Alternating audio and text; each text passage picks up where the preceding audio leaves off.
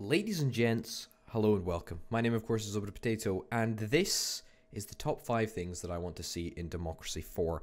Before we get started, I think it's probably worth us just having a little recap of what's going on. Democracy 3 was released in 2013 and is a strategy game that sees you take control of a government and mold it to your liking.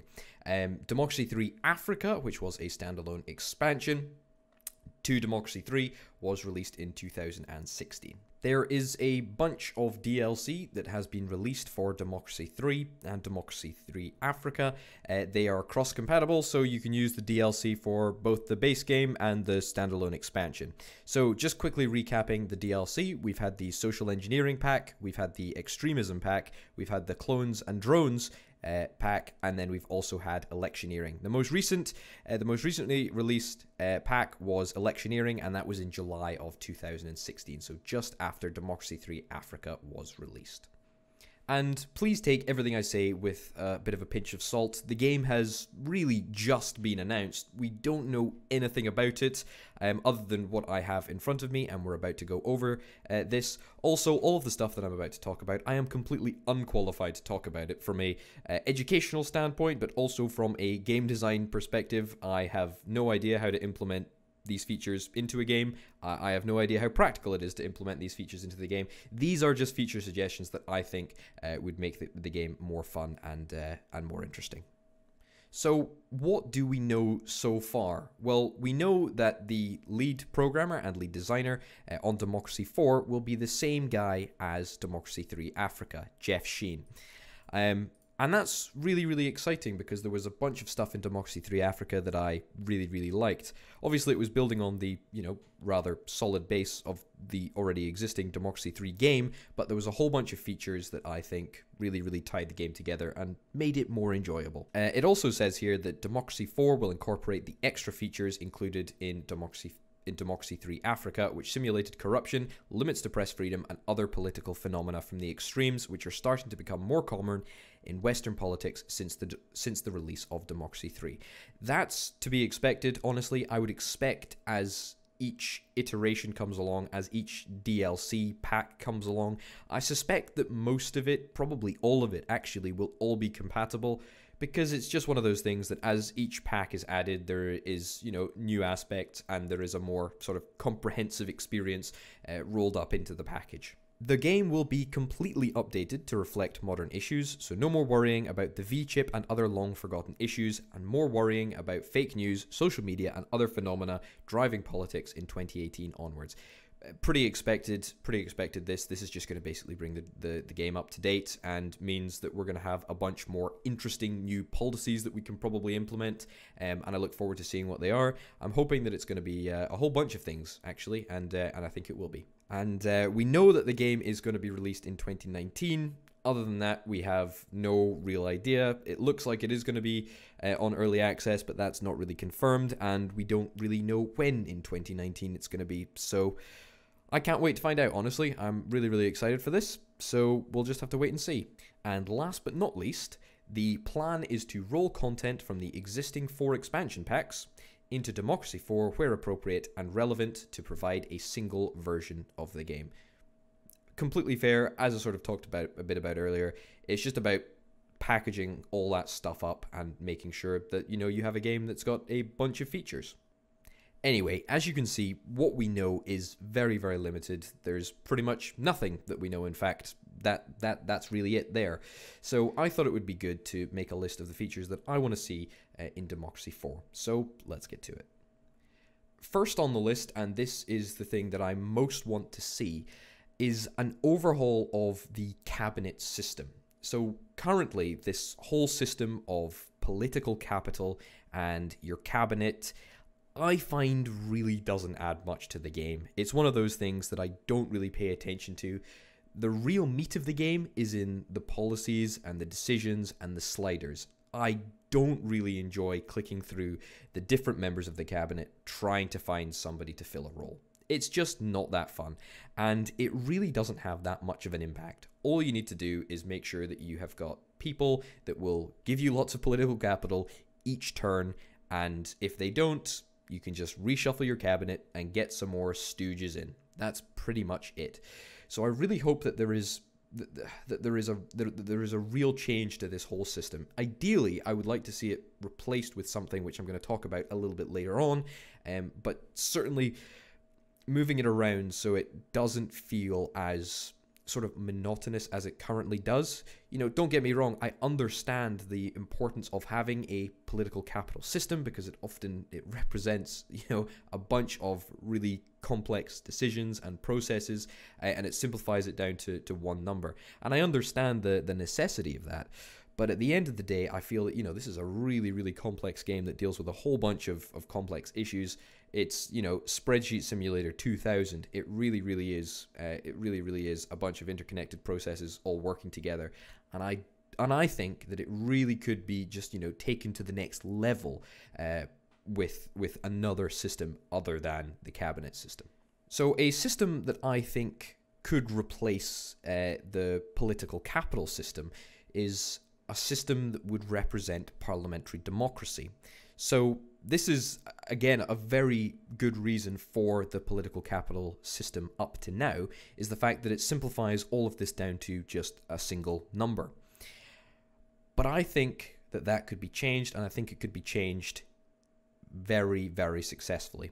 This is, at the end of the day, Spreadsheet Simulator, and taking this system to the next level would be very, very interesting indeed. So what I would love to see is a system that represents not only the entire parliament, so you need to make sure that you get your policy past the parliament, but you also need to get your policy past your party and perhaps even your cabinet as well, because oftentimes it's not the extremists or, you know, the people who are willing to assassinate you. Oftentimes, the difficulty in democracy can come from inside your party, inside the parliament, or even inside your cabinet. So I think that there could definitely be room for a system to incorporate all of those difficulties. Certainly from an economics perspective, this game is hugely, hugely complex already. And again, I would like to reiterate that I am not qualified to talk about this. However, I think that there is room for more depth, and one of those aspects that I would love to see introduced is an independent monetary policy, and I think that that would link in quite nicely with the parliamentary democracy system that would perhaps be incorporated into the game. Now, of course, that introduces a whole bunch of variables that you don't have any control over. What if your independent central bank decides to raise interest rates or whatever, you know, print more money? Who knows? You know, if you decide that you want an independent central bank, then you need to give them the space to do what they need to do, and you need to adjust accordingly. Now, I think that that would make for a very interesting dynamic within an already complex game. There's also a couple of other things that I would like to see introduced. The exchange rate and foreign trade was developed a little bit, I believe, in Democracy 3 Africa. But like the situation that is currently ongoing in Venezuela, where you have a currency that is pegged to the local currency is pegged to the US dollar, for example, it would be really interesting to see how that would impact foreign trade and just exports. I think that would be a very interesting addition. Of course, like to reiterate, don't really know what I'm talking about. However, I think in terms of monetary policy, inflation, currency controls, free flow of capital, a fixed exchange rate would all be very, very interesting additions. And also, slightly with regards to economics, this is sort of point 3.5, I would love to be able to do something with surplus cash. And this is actually a suggestion that I think could be fairly easily implemented, probably even through a mod, I would imagine. So surplus cash, what can you do with it? Well, I would like to see an option that will allow you to invest externally, much like China does in a bunch of countries in Africa, and in fact globally across the whole world. You will see China going out and spending massive amounts of money on infrastructure projects. I would love to be able to do the same, because currently there is no there is no real use for surplus cash. You can build up this whole pool of money, and save it up for a rainy day when perhaps the global economy goes downhill and you can spend some of it. However, out with that, there is no real need for it. And if you have a cash surplus, chances are you will forever have a cash surplus unless you don't want to have a cash surplus. So why not be able to do something with that money and perhaps gain some, global influence, and spend some of that money. Moving on, one of the very, very interesting aspects that I would like to see more of is the integration of intergovernmental organizations and geopolitics. This already happens to an extent, very slightly. It's that sort of, you can influence relations with other countries to a degree, and that relates back to foreign trade, I do believe. So I think that there is certainly more potential for this side of things to become more integrated into the game. For example, the United Nations, and having sort of a panel which allows you to work with other countries towards global policies, perhaps, that will have a local effect on your country. That would or could just be a screen, just like implementing a new policy, but instead you have to work with other countries to try and get a policy passed. So that's one thing. NATO, for example, is another one. If you're in Africa, there is a whole bunch of intergovernmental organizations that you could perhaps benefit from and or be part of. The WHO for malaria in some parts of Africa would be a really interesting impact, and all of these sort of like national, or should I say international, organizations, global intergovernmental organizations, could have a local impact in your country, which I think would be fantastic. It would be cool if there was like an influence system in the United Nations or whatever, if that was to be implemented. But certainly, I think it would make for a very, very interesting addition. And on top of that, in terms of geopolitics, I think there is so much mileage. There's so much mileage to do unilateral events or have unilateral modifiers from or with other countries. So, for example, if you are playing as the United Kingdom and you have, perhaps a good relationship with the United States, then you will get perhaps some security modifiers. Just an idea. I would also like to see some events that trigger based on your relationship with other countries, for example. So if you had a bad relationship with a country that produces a lot of oil, then you might start to see an internal oil crisis if you cannot get enough oil into your country. An oil shortage, should I say. So I think that would definitely make for an interesting addition. Also, so would geopolitical espionage, and I actually think that if a system of geopolitics is integrated, then a system of espionage would just add another level of complexity and intrigue. Certainly, it could be very, very simple, I suppose, to implement on top of a geopolitical level. Where you would just have a policy screen, much like the regular policy introduction screen, and you could just choose and perhaps select different missions that you would like your operatives to carry out. Just an idea. I'm not super committed to geopolitical espionage, but certainly I am committed to intergovernmental organizations. I think that would be super cool. And geopolitics as a whole, I think, would be a fantastic addition to the game, to Democracy 4. And of course, something that I am fairly certain will be in the game is a bunch of new events. And modifiers. I really would love to see some properly awful stuff that just randomly happened.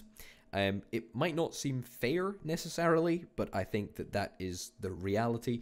The 2008 financial crash is kind of implemented into the game. Your economy does sort of go off a cliff, but these events tend to only impact a couple of modifiers. So the financial crash one, I believe, only impacts GDP. Now, it would be very interesting if the financial crash modifier, for example, or event, whatever you would like to call it, if that impacted a whole bunch of stuff, and it did, and if it impacted that stuff for, you know, it could potentially be a term, and you have to adapt. Your premiership needs to adapt to this situation. It wouldn't be something that I'd want to see in every game, obviously, but I would love to see more truly apocalyptic events happening that really make you change the way you govern your country out of necessity, but not necessarily out of choice, because I think that is probably a better representation of what politics really is.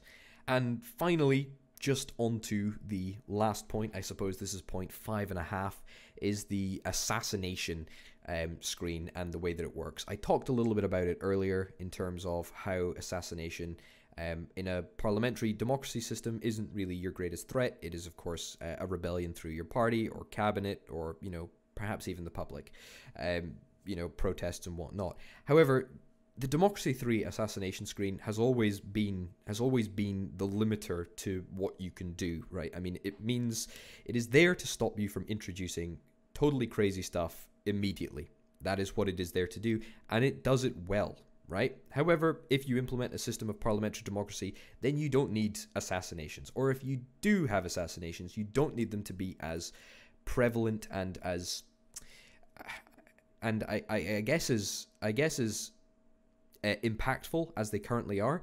I feel like an assassination should be something that is much rarer, and also as a consequence much more special, if that makes sense.